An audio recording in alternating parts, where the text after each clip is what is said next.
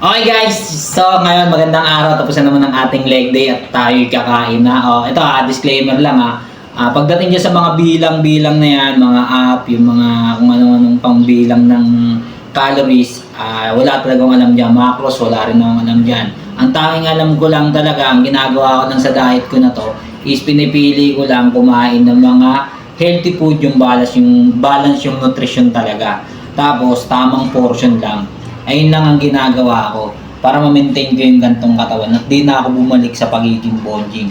For example, itong kanin, hindi ko naman to tinimbang. Tinantsaw lang dahil wala nga akong kamote, dinagdagan ko ng konti.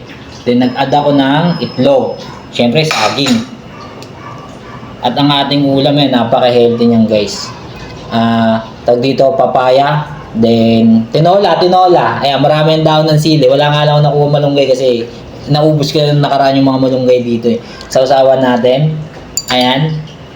Patis na may sili.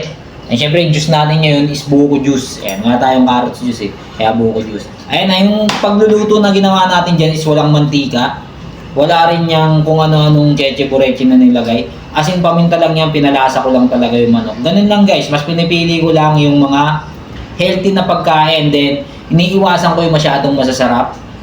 Matamis. Yan, mga processed food iniiwasan ko yung mga chichirya. Then nag-exercise, nag-workout lang ako ng 3 times a week. Then yung lakad ko, 30 minutes lang siya, 5 araw. Then Sabado, Linggo, pahinga yun. Doon ko pinapa-recover yung katawan ko. So, hindi naman pang bodybuilder, hindi naman din pang macho top, ang board talaga. Tamang ganito lang, yung fit and healthy lang, medyo may posture yung katawan, so tapos pogi. So sabi ko nga, kung sa pagkain ka tumaba, syempre sa pagkain ka pa rin papayat, samahan mo lang yan ng regular exercise. So ciao.